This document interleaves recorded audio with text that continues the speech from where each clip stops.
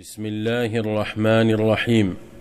الأصل الثاني معرفة دين الإسلام بالأدلة، وهو الاستسلام لله بالتوحيد والانقياد له بالطاعة والبراءة من الشرك وأهله، وهو 3 مراتب: الإسلام والإيمان والإحسان، وكل مرتبة لها أركان.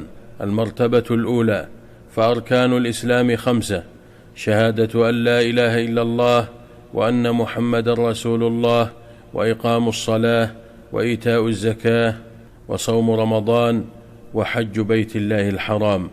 فدليل الشهادة قوله تعالى: شهد الله أنه لا إله إلا هو والملائكة وأولو العلم قائما بالقسط لا إله إلا هو العزيز الحكيم.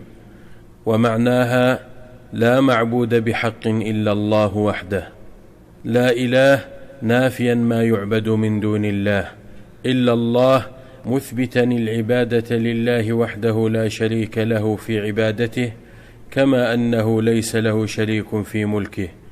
وتفسيرها الذي يوضحها قوله تعالى: وإذ قال إبراهيم لأبيه وقومه إنني براء مما تعبدون إلا الذي فطرني فإنه سيهدين، وجعلها كلمة باقية في عقبه لعلهم يرجعون. وقوله تعالى: قل يا أهل الكتاب تعالوا إلى كلمة سواء بيننا وبينكم ألا نعبد إلا الله ولا نشرك به شيئا ولا يتخذ بعضنا بعضا أربابا من دون الله، فإن تولوا فقولوا اشهدوا بأننا مسلمون.